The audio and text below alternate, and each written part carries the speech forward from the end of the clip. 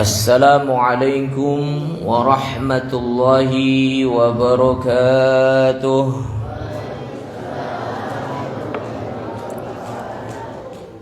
Alhamdulillahilladzi ja'alana minan nasihin wa afhamana min ulumil ulama'ir rasikhin. Wassalatu wassalamu ala man nasakha dinuhu adyanal kafarati talihin wa ala alihi wa ashabihi alladhina kanu bitamassuki syari'atihi salihin, amma ba'd. Laqad qala Allah ta'ala fi kitabihil karim, a'udzu billahi as-sami'il 'alim minasy syaithanir rajim, bismillahirrahmanirrahim. Laqad kana lakum fi rasulillahi uswatun hasanatun liman kana yarjullaha wal yawmal akhir wa dzakarallaha katsira. Shadaqallahul azim. Wa qala an-nabiyyu sallallahu alaihi wasallam, taraktu fikum amrayni ma in tamassaktum bihima lan tadillu abadan, kitaballahi wa sunnata rasulih. Shadaqan nabiyyu ala hadithi. Yang saya hormati para alim ulama, para ustadz, para kiai, para guru ngaji, wabil khusus untuk guru kita bersama Al-Ustadz Suwaji Abu Fajri. Kita doakan semoga beliau senantiasa diberikan kesehatan oleh Allah, amin. Semoga beliau senantiasa diberikan umur yang panjang oleh Allah, amin. Semoga beliau senantiasa diberikan kesuksesan dunia dan akhiratnya, Allahumma amin ya rabbal alamin. Yang saya hormati pula tidak lupa Ketua DKM Al-Barokah Ciarja Kuningan beserta seluruh pengurus lainnya. Yang saya hormati semua keluarga besar Musolah Al-Barokah. Kalau kata orang Cirebon bilang, lanang wadon kabeh semoga diparingi kesehatan dumateng Gusti Allah, Allahumma amin ya rabbal alamin. Termasuk juga di sini ada anak-anak santri luar biasa. Termasuk di sebelah kanan ini rupanya banyak juga ini bocil-bocil semuanya. Gak tahu bocil FF, bocil Mobile Legend apa bocil TikTok ya kalian ini. FF, ML, agak lain memang ini. Kita doakan semoga anak-anak kita semua yang ada di sini, generasi penerus umat, akan melanjutkan perjuangan bagi kaum muslimin, akan melanjutkan perjuangan bagi agama Rasulullah Muhammad sallallahu alaihi wasallam. Makanya Bapak Ibu sekalian, kalau misalnya di masjid, di musola banyak anak-anak kecil pada lari ke sana kemari, bahkan ada yang numblegin jendela, mohon jangan diusir mereka. Kenapa? Karena mereka adalah anak-anak kita yang kelak akan melanjutkan perjuangan kita untuk terus mensyiarkan agama Allah Subhanahu wa ta'ala. Maka saya paling tidak setuju kalau misalnya di masjid banyak anak-anak kecil kemudian mereka dimarahin, apalagi diseblak pakai sajadah. Akhirnya apa? Mereka kapok, nggak mau lagi berangkat ke masjid, nggak mau lagi berangkat ke musola. Mereka lebih nyaman nongkrong-nongkrong di pinggir jalan sambil main FF, sambil main Mobile Legends, sambil mulutnya manyun-manyun. Kalau seperti ini adanya, yang terjadi lama-kelamaan yang deketin setan. Kalau sudah dideketin sama setan, kira-kira bakal dijadikan teman atau tidak sama setan? Pasti mereka akan dijadikan teman sama setan. Padahal Allah sudah menyampaikan inna syaitana lakum aduwwum mubin. Sesungguhnya setan itu musuhmu yang nyata. Tapi ternyata saat ini banyak orang berkawan sama setan. Banyak orang berteman dengan genderuwo, dengan jenglot, dengan kolor hijau, dengan kelong wewe, dengan kuntilanak. Jangan usir mereka Pak DKM, jangan usir anak-anak kecil dari masjid, dari musola. Biarkan mereka, maklumi mereka. Ustaz, tapi mereka banyak lari-lari di masjid. Maklumi saja. Barangkali rumahnya sempit, tidak bisa dia lari-lari di rumah. Sehingga ketika melihat musola Al-Barokah luas seperti ini, mereka kaburan seperti melihat lapangan futsal. Akhirnya ada lari ke sana kemari, disitulah kemudian jamaah bapak-bapak emosi. Ketika mulai emosi, ingat, mereka adalah anak-anak kita. Mereka adalah anak-anak daripada umat Rasulullah Muhammad sallallahu alaihi wasallam. Tapi gimana caranya Ustaz supaya nggak berisik mereka itu? Nasihati dengan cara yang baik. Memang yang namanya amar ma'ruf nahi mungkar itu wajib. Tapi amar ma'ruf harus dilakukan dengan cara yang ma'ruf, nahi mungkar pun harus dilakukan dengan cara yang ma'ruf. Jangan nahi mungkar pakainya pentungan, pakainya seblakan sejadah. Kalau seblaknya seblak yang kayak di pinggir-pinggir jalan enak, Pak. Apa maning levelnya level 6, level 7, pedesnya sampai Tapi kalau sebelakan sarung, sebelakan saja akan menjadi trauma tersendiri bagi mereka.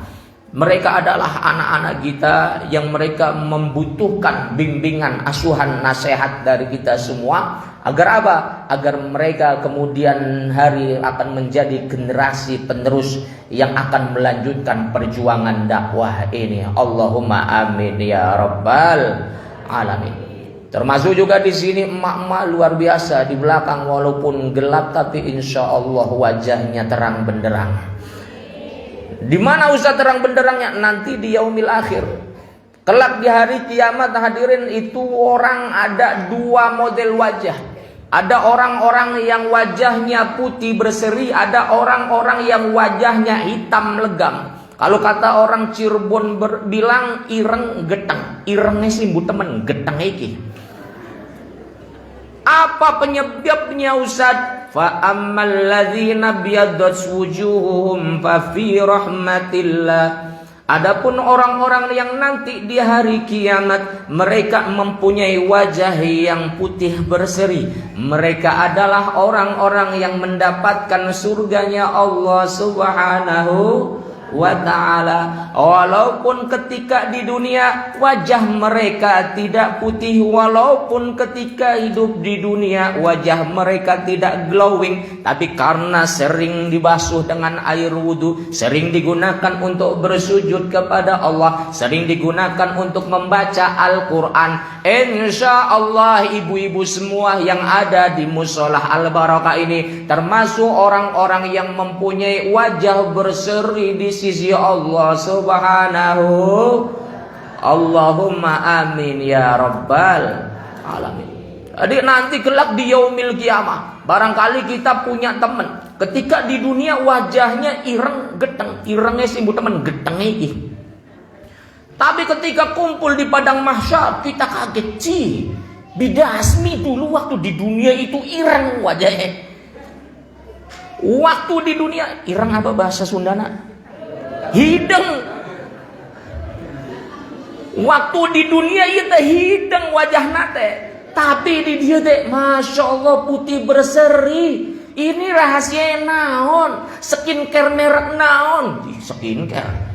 Di padang mahsyar nggak ada skincare. Terus itu bisanya wajahnya putih teh naon? Rahasiana. Oh ternyata ini Bidasmi ketika di dunia rajin baca Al-Quran. Oh ini Bidasmi ternyata ketika di dunia rajin membasuh mukanya dengan air wudhu. Oh ternyata Bidasmi ini sering ketika di dunia wajahnya digunakan untuk bersujud kepada Allah Subhanahu wa ta'ala. Wa ammal ladzina biyaddat wujuhuhum fa fi rahmatillahum fiha khalidun. Pun sebaliknya, wa ammal ladzina swaddat wujuhuhum akafartum ba'da imanikum. Adapun orang-orang yang mempunyai wajah hitam legam, ireng geteng, masya Allah, mereka adalah orang-orang yang ingkar kepada Allah ketika di dunia suruh sholat, moh, suruh ngaji, moh, suruh sholawatan, moh, akhirnya suruh healing-healing jalan-jalan, oke gas. Kalau suruh ngaji angel, banyak alasan. Waduh saya repot, di rumah banyak pakaian kotor belum dicuci. Ajib. Ya udah minggu depan aja Bu ya. Ya insya Allah. Minggu depan dia dijemput sama temannya, Bu, ayo kita berangkat pengajian. Aduh, badan lagi nggak enak, nanti wae tuh.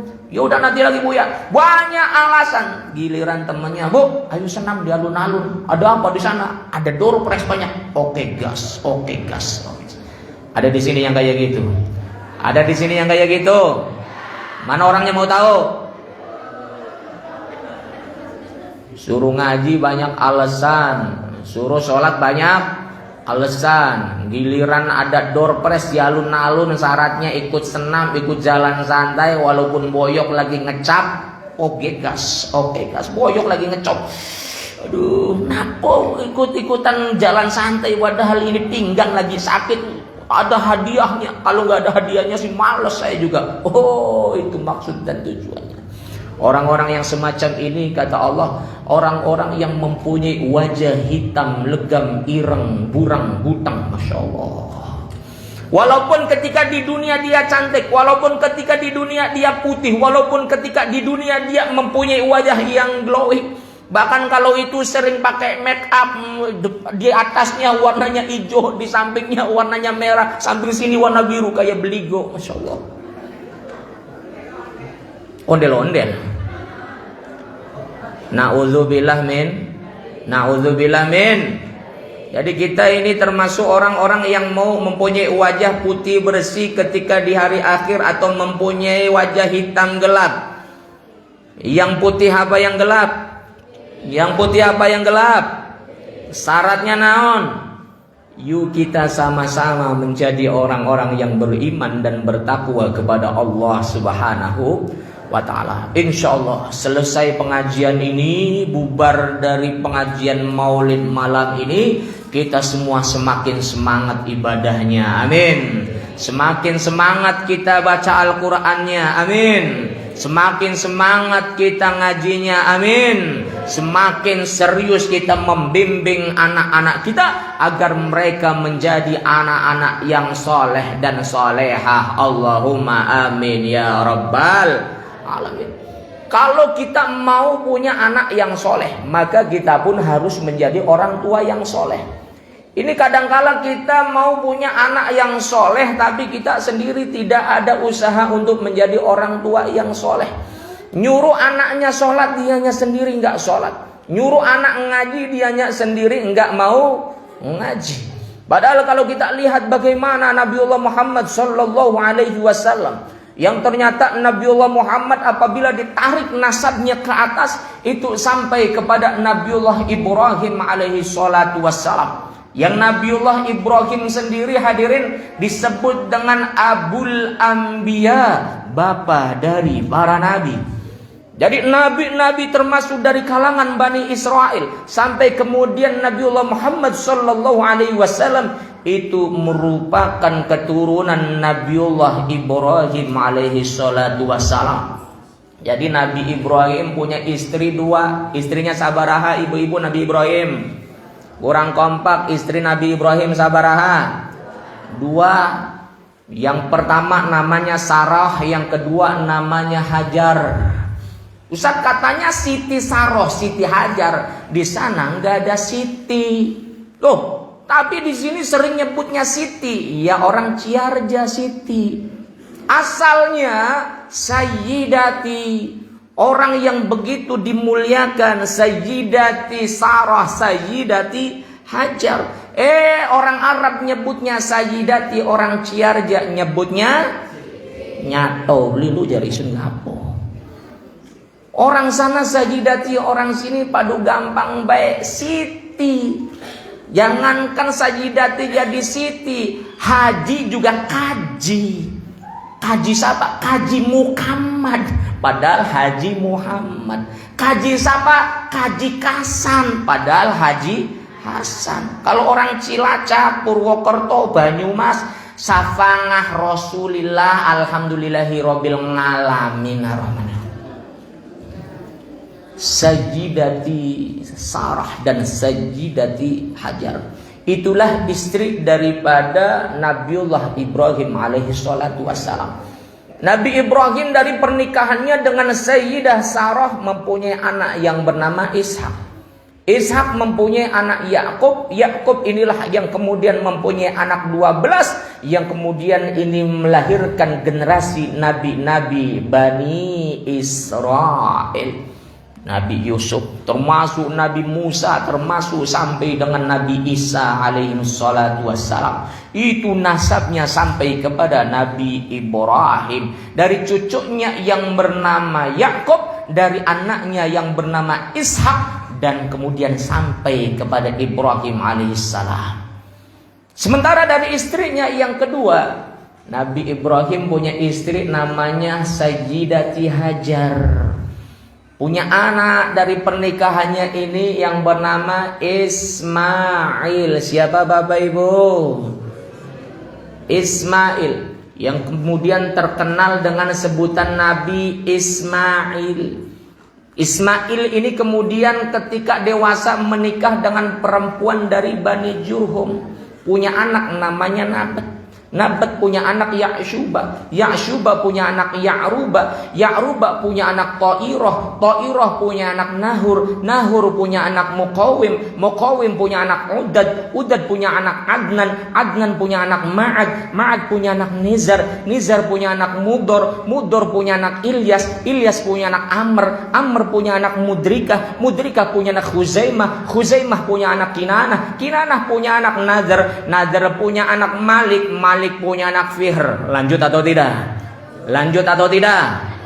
Kalau nggak lanjut saya balik lagi ke Cerwon. Lanjut. Betul, lanjut. Nadr punya anak Fihr. Fihr punya anak Ghalib. Ghalib punya anak Lu'ay. Lu'ay punya anak Ka'ab. Ka'ab punya anak Murrah. Murrah punya anak Kilab. Kilab punya anak Qusay. Qusay punya anak Mughirah. Mughirah punya anak Abdul Manaf. Abdul Manaf punya anak Abdul Manaf punya anak Hashim. Hashim punya anak Abdul Muttalib. Abdul Muttalib punya anak Abdullah. Abdullah punya anak Nabiullah Muhammad sallallahu. Jelas atau tidak? Jelas atau tidak? Itulah nasab Nabiullah Muhammad yang ternyata apabila ditarik sampai kepada Nabi Ibrahim. Generasi ketiga perlu lebih Nabiullah Muhammad dari Nabiullah Ibrahim. Kira-kira kalau Bapak Ibu yang ada di sini, kalau diminta suruh nyebut nasabnya ke atas 10 generasi saja ke atas, apal atau tidak? 10 generasi ke atas, hafal atau tidak? Enggak hafal. Ya udah 5 saja ke atas, hafal ente? Tak hafal. Saya punya bapak, bapak saya punya bapak namanya ini, bapaknya bapak saya punya bapak lagi namanya ini, bapaknya saya punya bapak lagi namanya ini. 10 ke atas, hafal atau tidak? 10 enggak hafal. Ibu-ibu hafal atau tidak 10 ke atas? Enggak hafal. 5 saja kalau gitu. 5 hafal atau tidak? Tetap enggak hafal. Wah, berarti orang Ciarja keturunannya orang enggak jelas semua. Kalau Nabiullah Muhammad sallallahu alaihi wasallam itu merupakan keturunan orang-orang baik, keturunan orang-orang saleh. Ustaz, itu ada di mana penjelasannya? Ada di dalam kitab sejarah Sirah Ibnu Hisham, salah satu kitab sejarah paling baik saat ini. Makanya nasab Nabiullah Muhammad dijaga langsung oleh Allah. Disebutkan di dalam kitab Sayyidina Ja'far Al-Barzanji, Hafizul ilahu karamatal li Muhammadin aba'ahul amjada sonal ismihi taraku sifah hafalam yusibu ma'ruhu min adamin wa ila abihi wa ummihi. Nabi Muhammad nasabnya dijaga oleh Allah. Bahkan bukan hanya dari Nabiullah Ibrahim, sampai pula pada Nabiullah Adam wa ila abihi, sampai ayahandanya, wa ummihi, dan ibundanya. Siapa ibundanya Nabi Muhammad? Saya mau tanya di sini, ari ibu Nabi Muhammad saha namina? Darmina. Darmina tukang nasi lengko di Cirebon eta mah. Siti Aminah lain Darmina, Darmina saha eta mah. Ayahanda Nabi Muhammad saha namina? Abdullah. Ayahnya Abdullah, ibunya Aminah. Ditarik nasabnya sampai kepada Ismail, ditarik nasabnya sampai kepada Ibrahim, bahkan ditarik nasabnya sampai kepada Nabiullah Adam alaihi salatu wassalam. Nabiullah Muhammad merupakan keturunan Nabi Ibrahim. Ustaz, pertanyaannya, kenapa Nabi Ibrahim itu kemudian mempunyai anak-anak yang soleh, mempunyai anak-anak yang baik, bahkan banyak di antara mereka yang kemudian menjadi nabi dan menjadi rasul? Jawabannya naon kira-kira Bapak Ibu? Jawabannya naon? Karena Nabi Ibrahimnya sendiri itu berusaha menjadi orang tua yang soleh, menjadi orang tua yang baik. Nyuruh anaknya ngaji karena dianya sendiri ngaji. Nyuruh anaknya sholat karena dianya juga sholat. Nyuruh anaknya berangkat ke masjid karena dianya juga berangkat ke masjid. Ini anak disuruh ke masjid, dianya sendiri nonton bola Indonesia versus Australia. Nyuruh anaknya berangkat ke masjid, dianya sendiri masih santai ngudut jengopi. Ayah di dia no gitu. Ayah di dia no gitu. Mana orangnya? Janganlah berusaha jadi orang tua yang soleh, yang benar-benar serius membimbing, mempersiapkan putra-putrinya agar kelak mereka menjadi generasi penerus perjuangan dakwah ini. Insya. Apalagi di sini kita sudah mempunyai musolah luar biasa bagusnya. Di depan ada madrasah, di sini sudah ada pondok pesantren, ada Ustadz Suwaji Abu Fajri, luar biasa. Tidak ada alasan untuk tidak mengenal agama di Ciarja ini. Semua sudah ada, Ustadz ada, Kiai ada, guru ngaji ada, semuanya ada. Tinggal kita mau atau tidak kemudian memanfaatkan itu semua. Kalau kita mau, maka insya Allah kita akan dikaruniai oleh Allah Subhanahu wa taala generasi penerus yang benar-benar beriman dan bertakwa kepada Allah Subhanahu wa taala. Allahumma amin ya rabbal. Allahumma shalli ala Muhammad. Ya Rabbi salli alaihi wasallim. Allahumma salli ala Muhammad. Ya Rabbi salli alaihi wasallim. Fi hubbi sayyidina Muhammad nurul ibadah ril huda mutammam. Allahum, semuanya yang di belakang ikutan semuanya.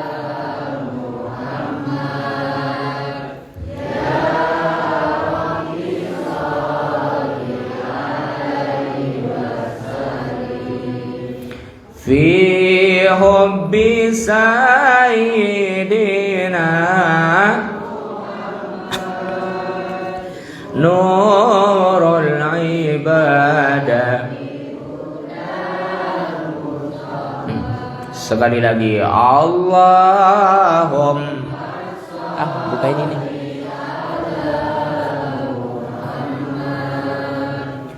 Ya Rabb. Taruh sini ya. Ya. Allahum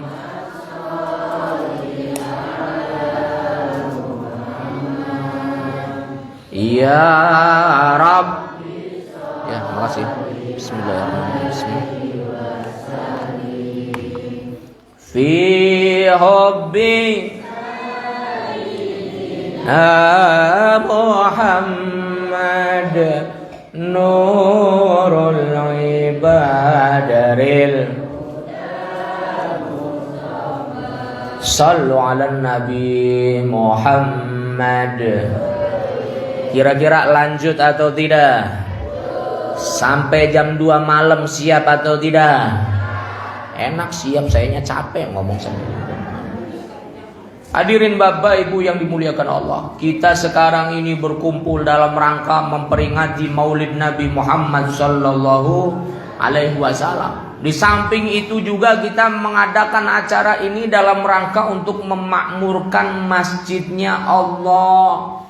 Allah menyampaikan di dalam Quran surah At-Taubah ayat ke-18, Innama ya'muru masajidallahi man amana billahi wal yaumil wa aqamas salata wa ataz zakat wa lam yakhsha illallah fa'asa ulaika an yakunu minal muhtadin.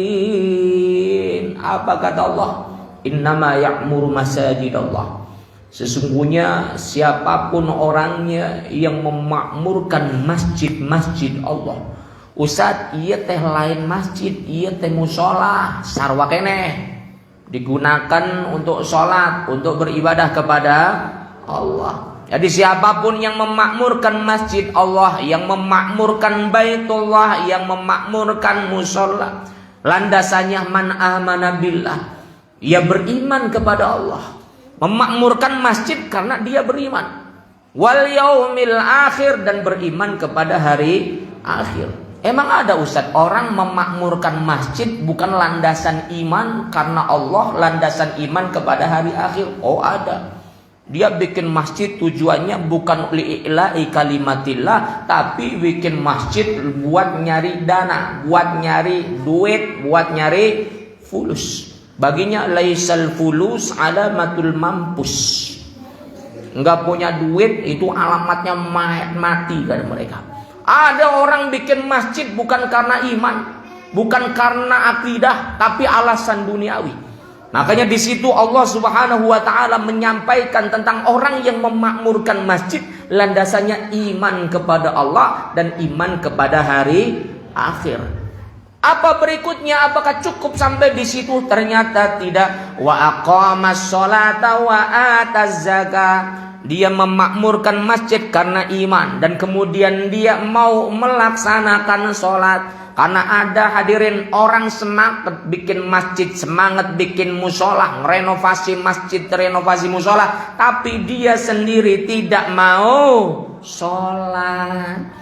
Kalau kata orang Indramayu bilang, gawe katil keranda buat orang mati itu.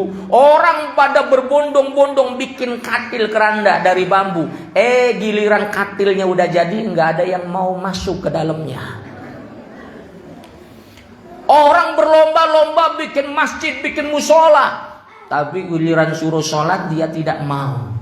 Makanya di sini Allah memberikan penjelasan lebih lanjut. Orang yang memakmurkan masjid karena iman, terus dia sendiri sholat.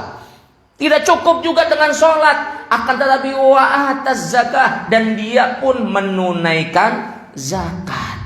Artinya apa? Dia tidak cukup dengan sholatnya, akan tapi juga dia infak sodakohnya semangat. Karena ada orang dia mau memakmurkan masjid, bersih-bersih, beres-beres, renovasi. Iya karena iman. Dilanjutkan dia juga sholat. Tapi giliran diminta infak sodakoh, amal jariah, al-bakhilu wal meditu wal koretu. Makanya di sini Allah melanjutkan wa ataz zakah. Dia juga mau menunaikan zakat. Walam yakhsha illallah. Dan ini yang lebih menarik lagi. Orang-orang yang memakmurkan masjid, para DKM, para pengurus masjid, dia tidak ada yang ditakuti di dalam hidupnya kecuali Allah. Bu, itu ayah suara Bu. Allah menyampaikan para DKM, para pengurus masjid, lam yakhsha illallah, yang tidak ada yang ditakutinya kecuali Allah. Emang ada Ustadz DKM tapi nggak takut kepada Allah? Ada. DKM takutnya kepada siapa? Donatur. Mending donaturnya donatur yang iman bertakwa, mending donaturnya donatur orang-orang soleh. Ini donaturnya donatur orang-orang munafik, donaturnya orang-orang liberal, donaturnya orang-orang al-blubudu wal belur wanda blegu. Akhirnya apa? Hati-hati ini masjid, pengajiannya biasa aja, jangan yang radikal-radikal. Jangan yang menyampaikan Islam kafah, jangan yang menyampaikan Al-Quran hadis, jangan. Nantinya apa? Nanti kalau digerebek sama aparat bagaimana? Takut dia sama manusia. Padahal syarat orang yang akan mendapatkan pahala besar dari Allah, DKM, pengurus masjid yang tidak ada yang ditakuti pada dirinya kecuali Allah subhanahu wa ta'ala. Tidak ada yang ditakuti. Datang tiba-tiba intel, awas hati-hati. Kalau cari penceramahnya ini. Jangan ini. Kalau ini radikal, kalau ini ekstremis, kalau ini garis keras, kalau ini nih baru nih garis bengkok. Garis bengkok. Awas, takut dia DKM. Berarti bukan termasuk orang yang dikaitkan dengan surat At-Taubah ayat ke-18 ini. Orang-orang yang benar-benar takut hanya kepada Allah. Walaupun diintimidasi, walaupun diteror, walaupun ditakut-takuti, lam yakhsha illallah, tidak ada yang ditakuti kecuali Allah. Ini DKM yang benar tuh semacam ini. Fa'asa ulaika ayyakunu minal muhtadin. Maka mereka itu mudah-mudahan termasuk orang-orang yang senantiasa mendapatkan hidayah dari Allah Subhanahu. Allahumma amin ya rabbal. Allahumma salli. Semuanya. Ya.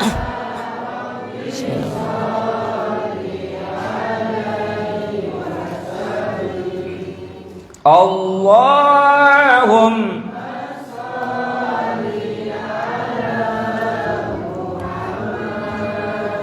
ya Rabbi salli fi Sayyidina Muhammad nurul ibadaril mutammam. Allahumma Muhammad ya Rabbi salli. Allahumma salli ya Rabbi salli alaihi wa sallim fi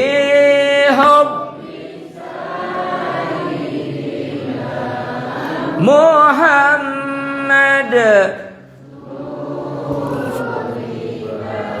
daril huda. Bapak Ibu yang dimuliakan Allah, jadi ini acara yang diselenggarakan oleh DKM Al Barokah untuk memakmurkan musola, untuk memakmurkan masjid. Maka insya Allah yang hadir di sini khususnya para pengurus masjid musola ini, insya Allah akan senantiasa dibimbing hidayah hingga akhir hayatnya. Allahumma amin ya rabbal alamin. Kita ngadakan pengajian dalam rangka supaya makmur, supaya masjidnya tidak sepi, supaya musolahnya tidak sepi. Ustaz, tapi itu kan maulid kan bid'ah. Kenapa harus memakmurkannya dengan cara yang bid'ah? Wah, ini bid'ah katanya. Padahal ini hanya sekedar adat saja. Ini hanya sekedar tradisi saja. Kata Imam Ibnu Uyainah, la yambagi yakhruju minal adati illa fil haram. Tidak mesti seseorang keluar dari adat kecuali adat itu merupakan sesuatu yang diharamkan oleh Allah Subhanahu wa ta'ala. Emang ada Ustaz adat yang diharamkan oleh Allah? Oh ada. adat-adat yang mengandung kesyirikan, adat-adat yang mengandung perkara-perkara haram, yang mengumbar aurat dan mungkarat-mungkarat lainnya. Contohnya apa? Contohnya mohon maaf, di Solo hadirin Bapak Ibu yang dimuliakan Allah, itu setiap kali bulan Mulud itu ada namanya kerbau warna putih, namanya kebo bule.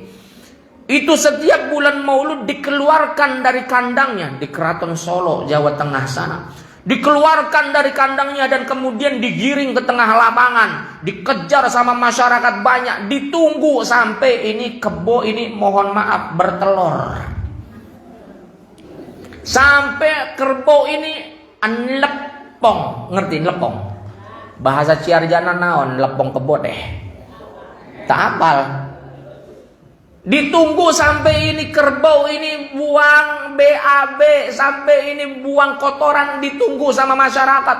Diambil kalau misalnya sudah keluar kotorannya. Ada yang diwadain di plastik, ada yang diwadain di kain. Dibawa pulang, diwawancara sama wartawan Trans 7. Bapak ini dalam rangka apa ini rebutan lepong kebo ini? Supaya berkah. Boleh atau tidak hadirin? Boleh atau tidak? Tidak boleh. Ustaz, tapi ini tradisi Ustaz. Kebiasaan orang-orang kita. Jadi yang namanya tradisi harus dilestarikan. Mohon maaf. Yang harus dilestarikan itu tradisi yang bagaimana dulu. Kalau tradisi-tradisi semacam itu jelas tradisi-tradisi jahiliyah yang haram bagi kita orang-orang yang beriman untuk melestarikannya. Ini sama seperti halnya kebiasaan orang-orang jahiliyah dulu. Ketika didakwahi oleh Nabi, ini penjelasannya ada di dalam Quran surah Al-Baqarah ayat 170 dan Quran surah Luqman ayat ke-21. Apa kata Allah? Wa idza qila lahum ittabi'u ma anzalallah qalu bal nattabi'u ma wajadna alfaina alaihi aba'ana. Ketika mereka diseru untuk mengikuti aturan Allah dan Rasulnya, agar kemudian taat kepada aturan Al-Quran dan sunnah-sunnah utusannya, apa jawaban mereka? Cukuplah bagi kami apa yang telah kami dapati dari nenek moyang kami. Orang zaman dulunya kayak gini Pak Ustadz, jadi saya juga harus kayak gini. Kalau itu tidak bertentangan dengan syariat, seperti halnya acara Maulid Nabi ini, maka tidak masalah itu semua dilestarikan ataupun dilanjutkan. Tapi manakala itu bertentangan dengan syariat, maka haram bagi kita untuk melestarikannya. Sampai di sini jelas atau tidak? Paham atau tidak? Ngerti atau tidak? Apanya? Bingung. Saya biasa ngisi ceramah kemana-mana hadirin, sampai Jawa Tengah, sampai wilayah Jakarta, bahkan naik pesawat ke Sulawesi, ke Sumatera. Biasa saya setiap kali selesai menyampaikan ceramah, saya sampaikan, Bapak Ibu sampai di sini jelas atau tidak? Jelas Ustaz. Ngerti atau tidak? Ngerti Pak Ustaz. Paham atau tidak? Paham Pak Ustaz. Apanya? Ya itunya. Jadi hadirin Bapak Ibu yang dimuliakan Allah, ini acara Maulid ini hanya sekedar tradisi. Boleh dikatakan bid'ah mungkarat manakala ini Maulid dianggap sebagai ibadah mahdhah. Seperti halnya sholat, seperti halnya puasa, seperti halnya zakat. Baru kemudian dikatakan bid'ah mungkarat, tidak pernah diajarkan oleh Rasulullah, tidak boleh dilakukan. Ini Maulid kita menganggapnya hanya sekedar tradisi. Yang namanya tradisi, mau ikutan silakan, nggak ikutan pun tidak apa-apa. Akhirnya ketika kita punya teman yang nggak senang Maulidan, lana a'maluna walakum a'malukum. Begitupun sebaliknya, teman kita yang nggak suka Maulidan, cukup katakan kepada kita, lana a'maluna walakum a'malukum. Bagi kami amalan kami, bagi kamu amalan kamu. Yang jelas sesama muslim hanya wajib mendoakan yang baik-baik saja. Kita doakan teman-teman yang enggak melaksanakan Maulid, andai kata yang menjadi sikapnya itu merupakan sesuatu kebaikan, maka semoga Allah balas ia dengan kebaikan yang berpuluh-puluh kali lipat. Dan apabila ternyata yang menjadi sikapnya itu merupakan sesuatu kesalahan, semoga Allah mengampuni kesalahan-kesalahannya. Indah hadirin kalau seperti ini. Begitupun yang enggak suka Maulid. Harusnya berdoa. Apabila teman-teman yang melaksanakan maulid itu merupakan sesuatu kebaikan, kita doakan semoga dibalas dengan pahala terbaik dari Allah Subhanahu wa taala. Akan tapi apabila ternyata itu memang suatu kesalahan, semoga Allah mengampuni kesalahan-kesalahannya. Indah hadirin kalau masing-masing saling mendoakan. Bukan mendoakan keburukan. Maulid bid'ah, yang melaksanakan bid'ah dolalah. Kalau bid'ah dolalah masuk neraka, diedek-edek, digejuk-gejuk, ditaboki, dikepreti sama malaikat. Wah, nggak boleh. Imam Ibnu Taimiyah di dalam kitabnya Iqtida'us Shiratal Mustaqim, beliau menjunjung tinggi perkara adab terkait dengan maulid ini. Imam Ibnu Taimiyah memang mengatakan maulid bid'ah. Akan tapi Imam Ibnu Taimiyah tetap menghargai orang-orang yang berbeda paham dengannya. Apa kata beliau? Wa ta'zimul maulid wa takhadhuhu mausiman qad yaf'alu ba'dun nasi yakunu, apa kata beliau? Yakunu fihi ajrun 'azim. Sungguh sebagian orang yang melakukan maulid Nabi, mereka menjadikan itu perkara yang rutin setiap tahunnya. Kita berharap semoga ada pahala yang didapatkan oleh mereka yang mau melakukannya. Ini Imam Ibnu Taimiyah. Walaupun berbeda pendapat, walaupun beliau mengatakan memang maulid bid'ah, tapi Imam Ibnu Taimiyah mengedepankan adab, mengedepankan akhlak, bahkan mendoakan orang-orang yang melakukannya. Termasuk kita juga di sini insya Allah, termasuk kita mendapatkan pahala dari apa yang kita lakukan pada malam hari ini. Allahumma amin ya rabbal alamin. Kenapa? Karena di acara kita ini ada pembacaan ayat suci Al-Quran, betul atau tidak? Ada juga pembacaan sholawat kepada Nabiullah Muhammad sallallahu alaihi wasallam, betul atau tidak? Ada silaturahmi, ada makan-makan, kita qiyamul lail bersama, mengisi malam-malam bulan Rabiul Awal ini dengan meningkatkan iman dan takwa kita kepada Allah Subhanahu wa taala dengan hadir di majlis maulid. Alhamdulillahi rabbil alamin. Hadirin Bapak Ibu yang dimuliakan Allah Subhanahu wa taala. Tentunya kita pengajian maulid ini juga ingin belajar bagaimana sih Nabiullah Muhammad. Tadi dibacakan ayatnya di dalam Quran surah Al-Ahzab ayat ke-21. Laqad kana lakum fi Rasulillahi uswatun hasanah. Sungguh ada pada diri Rasulullah uswatun hasanah. Ustaz, uswatun hasanah ya saha eta teh? Tukang seblak tah naon? Sanes tukang seblak wae ieu mah. Uswatun hasanah na artina teh suri tauladan yang baik. Bagi siapa? Liman kana yarjullah wal yaumal akhir. Bagi siapapun orangnya yang mengharapkan pertemuan dengan Allah dan mengharapkan kebaikan di hari akhir. Siapapun di antara kita yang mau mendapatkan kebaikan di hari akhir, mau mendapatkan surganya Allah, mau mendapatkan rahmatnya Allah, maka wajib bagi kita menjadikan Nabiullah Muhammad sebagai uswah dalam kehidupan kita. Apa itu uswah? Suri tauladan yang baik. Tidak usah yang berat-berat dulu hadirin. Kita menteladani Rasulullah dari pertama kali kita bangun tidur saja, atau bahkan ketika kita mau tidur.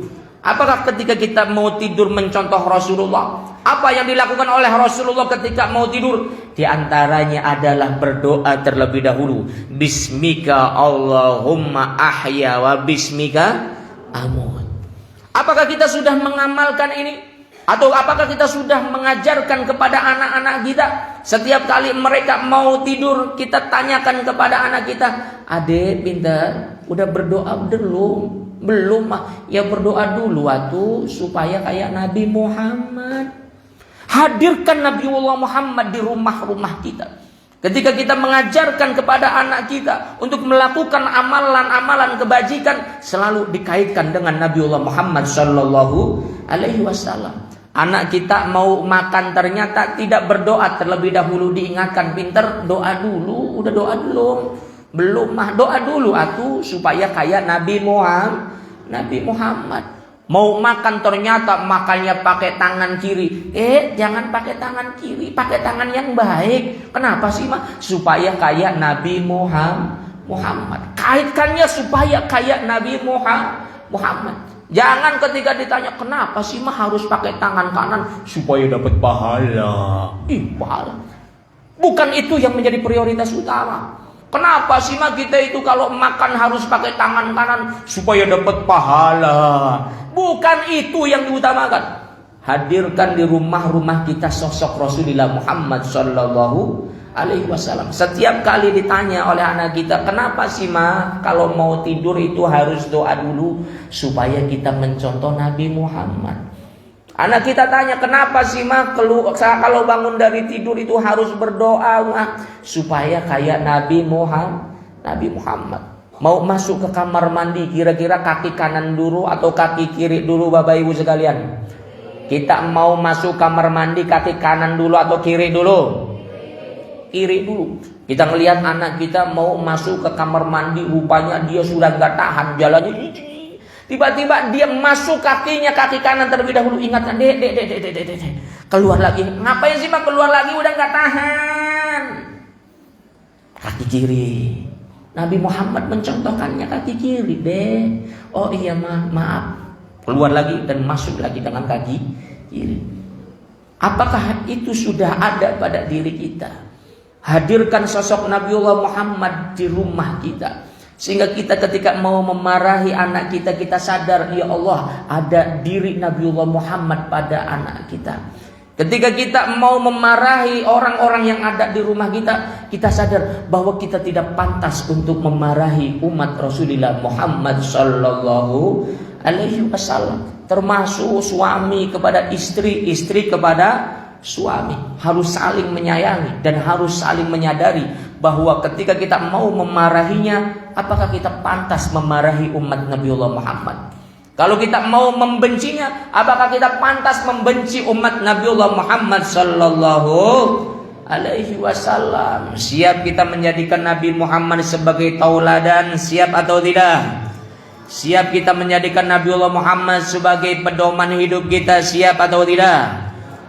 Allahumma shalli ala sayyidina wa ashghil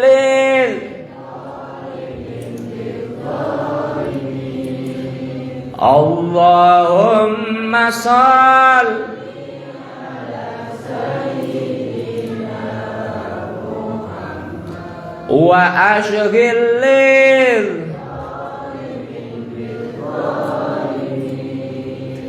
wa akhrijna min bainihim wa ala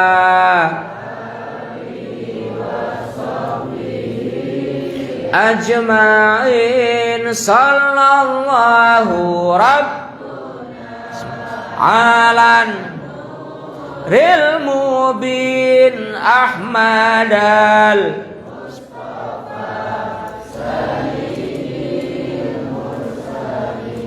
wa ala alihi ajma'in wa ala alihi wa sekali lagi semuanya, Allahumma shalli ala sayyidina Muhammad wa ashghil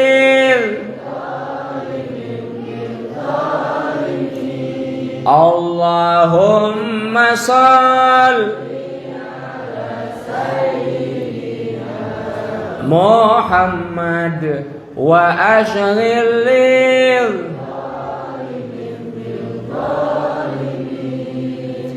wa akhrijna min bainihim salimin wa ala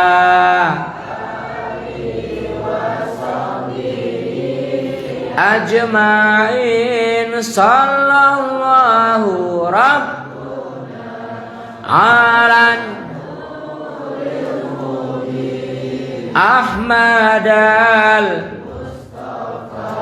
Sayyidil Mursalin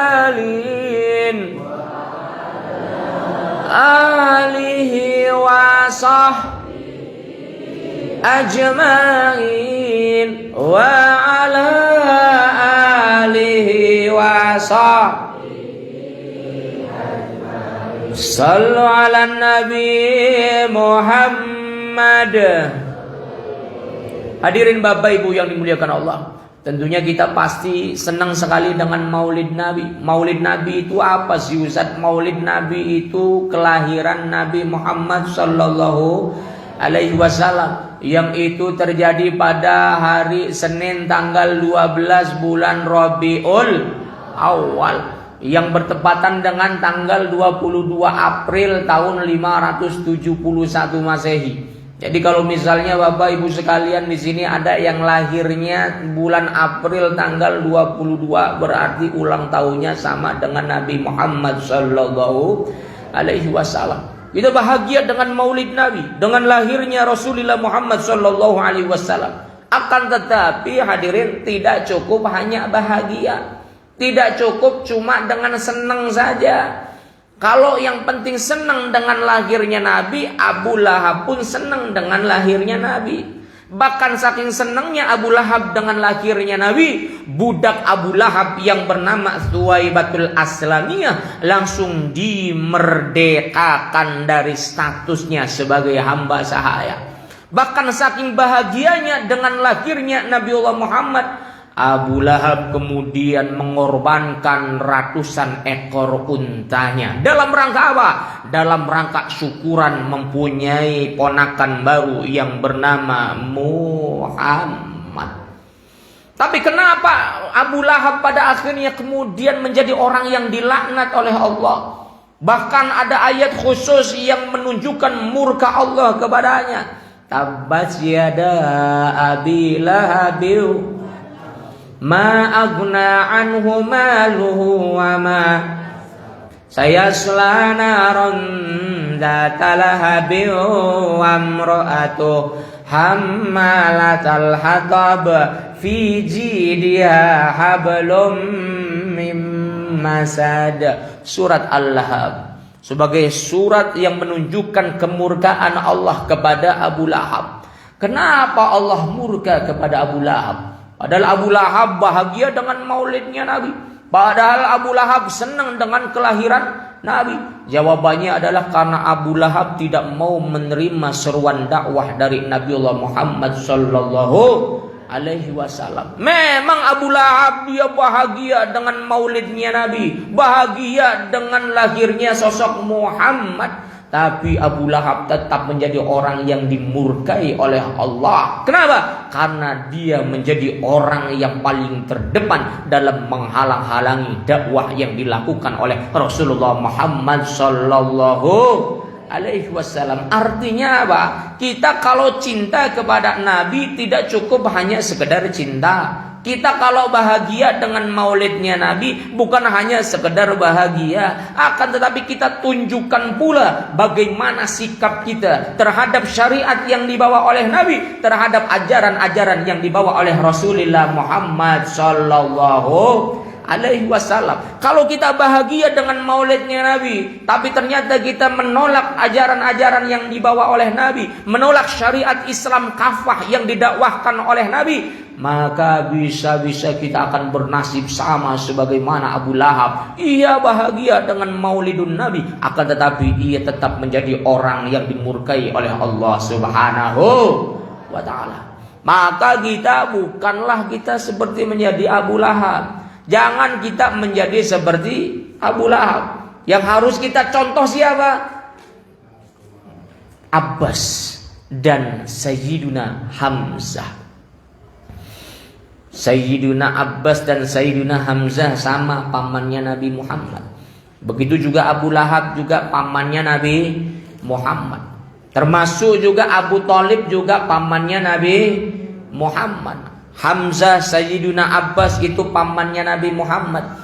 Karena paman punya ponakan pasti senang luar biasa. Maka kita contohlah dengan Sayyiduna Abbas dan Sayyiduna Hamzah. Bahagia ketika mendengar kabar kelahiran Rasulullah Muhammad SAW. Dan kemudian kedua orang ini pun menerima seruan dakwah yang disampaikan oleh Rasulullah Muhammad SAW. Kenapa? Karena Rasulullah memang adalah utusan Allah yang tidak diragukan lagi dari awal kelahirannya. Banyak tanda-tanda keajaiban yang diperlihatkan oleh Allah hingga kemudian ia beranjak kanak-kanak, dewasa, hingga kemudian menjadi orang yang matang. Ada pada diri Rasulullah Muhammad SAW berbagai macam kebaikan. Sallu ala Nabi Muhammad. Sallu ala Nabi Muhammad. Sallu ala Nabi Muhammad. Hadirin Bapak Ibu yang dimuliakan Allah, maka kita ini bahagia dengan maulid Nabi. Kita harus mau dengan ajaran yang dibawa oleh Nabi. Apa ajarannya? Di antaranya syariat salat 5 waktu. Berikutnya ajaran bagaimana kita menutup aurat dengan sebaik-baiknya. Soalnya suara anak, tutup aurat dengan baik. Ustadz haredang, Ustadz pakai kerudung teh. Pilih haredang di dunia apa akhirat? Ongkop Ustadz, gerah Ustadz, panas Ustadz. Pilih panas di dunia apa panas di akhirat? Maka kita orang yang beriman, ibu-ibu harus menutup auratnya dengan baik dan benar. Bukan hanya pakai kerudung ketika berangkat ke masjid, bukan hanya ketika berangkat ke pengajian, tapi kemanapun ketika keluar rumah, pastikan ibu-ibu semuanya menutup aurat dengan sebaik-baiknya. Insya. Jangan ada pilihan, jangan ada alasan. Dijelaskan oleh Allah di dalam Quran surah Al-Ahzab ayat ke-36. Wa ma kana lil mu'minin wala mu'minatin idza qadallahu wa rasulahu ay yakuna lahumul khiyarah. Tidak pantas bagi mukmin mukminah, orang-orang beriman laki-laki maupun orang-orang beriman perempuan, ketika Allah sudah memutuskan sesuatu kepadanya, kemudian dia mencari-cari alasan untuk tidak mengamalkannya. Allah perintahkan ibu-ibu Ciarja tutup auratnya dengan baik dan benar. Banyak alasan, aduh haredang, aduh ongkop, aduh panas, tidak boleh kata Allah Subhanahu wa taala. Enak enggak enak yang namanya syariat harus ditaati. Betul atau tidak? Enak enggak enak yang namanya aturan Allah harus dipatuhi. Betul atau tidak? Sama seperti halnya syariat ibadah puasa. Bu, puasa itu enak atau tidak ibu? Yang di belakang, kalau bulan Ramadan enaknya minum es kelapa atau puasa? Es kelapa, puasa enak es kelapa, panas es kelapa. Enaknya seperti itu. Tapi walaupun puasa itu berat, walaupun puasa itu sangat bikin haus, sangat bikin lapar, tetap karena itu merupakan perintah Allah Subhanahu wa taala. Seberat apapun, sepahit apapun, setidak enak apapun, kita berusaha untuk melakukannya. Begitupun syariat-syariat Allah yang lain. Enak enggak enak kita harus taat. Kenapa? Karena kita ini hamba Allah. Karena hamba Allah, mau tidak mau kita mengikut syariat Allah. Karena hamba Allah, mau tidak mau kita harus ngikut aturan Allah. Jangan ngaku hamba Allah tapi kenyataannya hamba duit. Ngaku hamba Allah kenyataannya hamba dunia. Ngaku hamba Allah kenyataannya hamba pangkat, hamba tahta, hamba jabatan. Padahal Nabiullah Muhammad pernah menyampaikan, la yu'minu ahadukum hatta yakuna hawahu taba'an lima ji'tu bihi. Engkau tidak benar-benar beriman kata Rasulullah sehingga hawa nafsu yang ada pada dirimu mengikuti dengan apa yang diajarkan oleh Al-Quran yang telah datang kepadaku. Hawa nafsu kita diatur dengan Al-Quran. Hawa nafsu kita diatur dengan Islam. Bukan Islam yang diatur dengan hawa nafsu. Bukan Al-Quran yang diatur dengan hawa nafsu, tapi kita inilah yang harus diatur dengan aturan Islam. Ketika kita mau melakukan sesuatu, ini menurut Islam boleh atau tidak?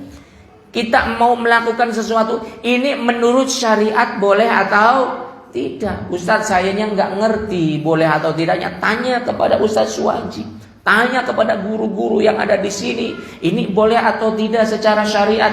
Ternyata nggak boleh, kita tinggalkan. Ternyata boleh, kita lanjutkan. Inilah seorang mukmin sejati. Insya Allah semua yang hadir di sini menjadi orang-orang yang beriman dan bertakwa kepada Allah Subhanahu Wa Taala. Allahumma amin ya rabbal alamin. Selesai pengajian ini, insya Allah kita semakin mantap imannya kepada Allah. Amin.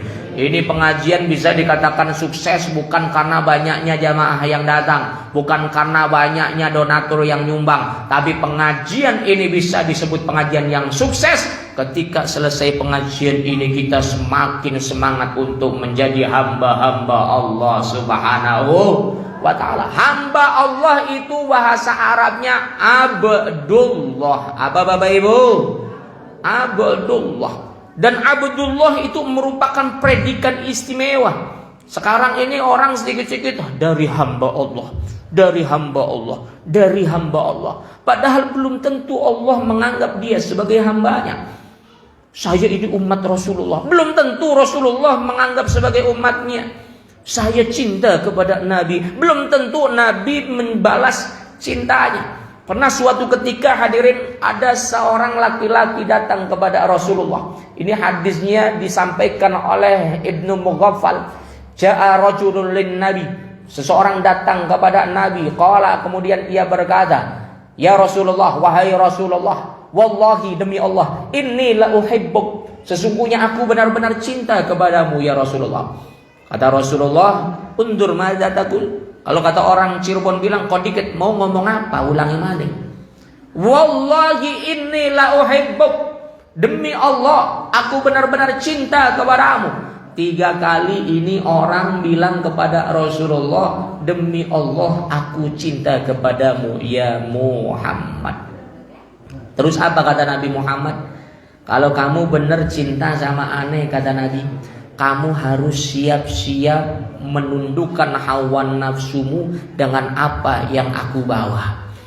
Kalau kamu benar-benar cinta kepada aneh, kamu harus siap-siap jadi orang miskin. Kamu harus siap-siap jadi orang gak punya.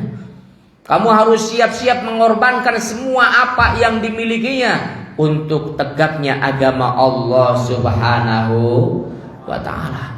Kalau ternyata siap dengan itu semua, maka ini berarti sudah teruji keimanannya dan kecintaannya kepada Rasul. Sebagaimana as-sabiqun al-awwalun, para sahabat yang generasi awal memilih Islam. Mereka orang-orang yang sudah teruji kecintaannya kepada Rasulullah Muhammad sallallahu alaihi wasallam. Sama seperti bapak-bapak ketika mau menikah dengan ibu dulu beberapa puluh tahun yang lalu. Bapak-bapak dalam keadaan tidak punya, bapak-bapak boro-boro punya mobil, boro-boro punya motor, punya sepeda, oke, ecel deui.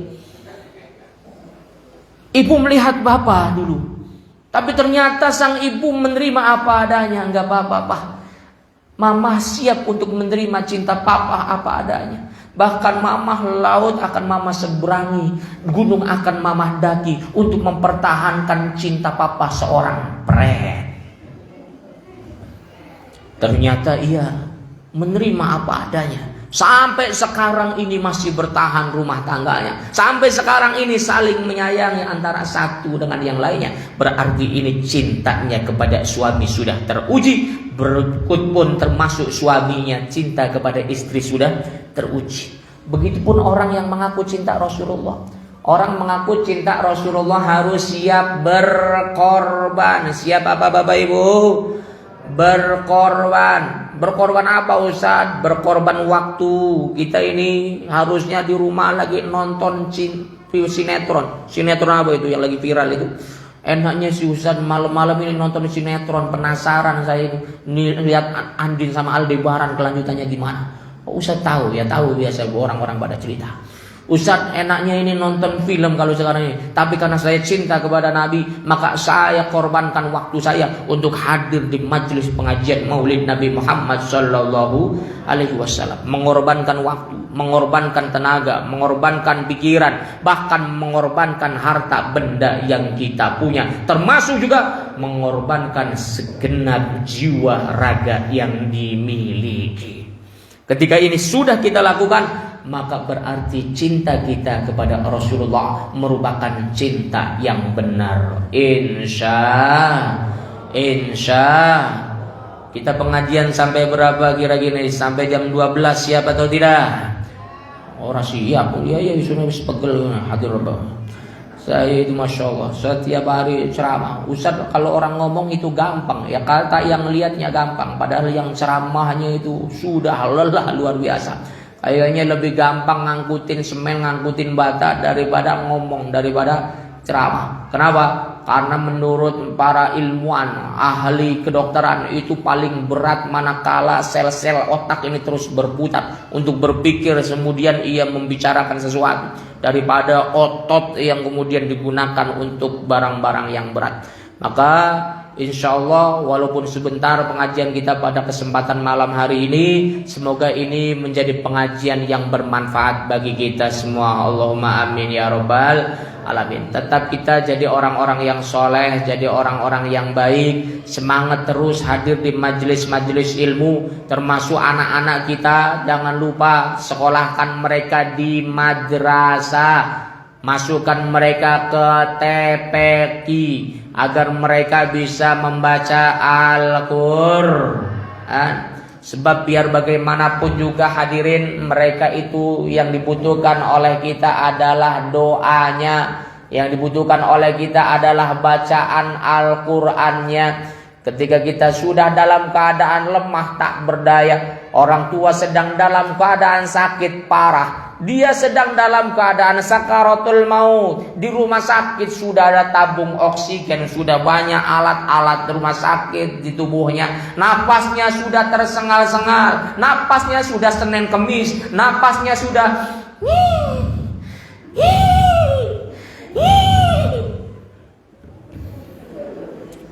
Siapa yang dicari dan diharapkan oleh orang tua yang sedang dalam keadaan sakaratul maut semacam ini? Yakni anaknya yang bisa membaca Al-Qur'an, anak-anaknya yang bisa mendoakannya. Yang dicari anaknya yang bisa ngaji, bukan anaknya yang pintar bahasa Inggris, enggak. Orang tuanya lagi sakaratul maut, enggak ada dicari mana itu anaknya yang pintar bahasa Inggris datang. What are you doing here, mom? Orang tuanya lagi mau mati ditanya what are you doing, pengen mati, pengen poe.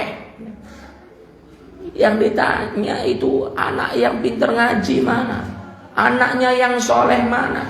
Ini mamahnya sedang sakarat, tolong doakan, bacakan Al-Qur'an di sampingnya. Anaknya membacakan Al-Qur'an di sampingnya. Bismillahirrahmanirrahim. Yasin wal Qur'anil Hakim. Innaka laminal mursalin ala siratim tanzilal litundira qauman ma undira aba'uhum hum ghafilun. Bacaan Al-Qur'an anak-anak kita lah yang kita harapkan kelak ketika kita sudah dalam keadaan lemah tak berdaya. Bahkan ketika kita sudah dalam keadaan terbujur kaku mati di dalam tanah, yang kita harapkan adalah kiriman Al-Fatihah mereka, bacaan Yasin mereka, dan amal soleh mereka. Inilah yang disebut dengan amal jariyah. Maka serius dari sekarang ini kita mempunyai anak, masukkan anak-anak kita ke madrasah, ke sekolah-sekolah yang diajarkan agama, ke sekolah-sekolah yang diajarkan Al-Qur'an. Jangan kita memprioritaskan anak kita supaya pintar bahasa Inggris, supaya pintar bahasa Mandarin, supaya pintar bahasa Hongkong, supaya ahli IT, supaya ahli teknologi. Kita tidak memprioritaskan agama. Pada akhirnya ketika anak-anak kita dewasa, ternyata anak-anak kita jauh dari Islam, jauh dari Allah Subhanahu wa taala, maka yang akan disalahkan oleh Allah bukan anaknya, akan tetapi yang disalahkan oleh Allah adalah orang tuanya. Beda lagi kalau orang tuanya sudah berusaha mendidiknya, membimbingnya. Sehingga ketika dewasa dia sudah dibimbing oleh orang tuanya dengan bimbingan Islam, diajarkan Al-Quran,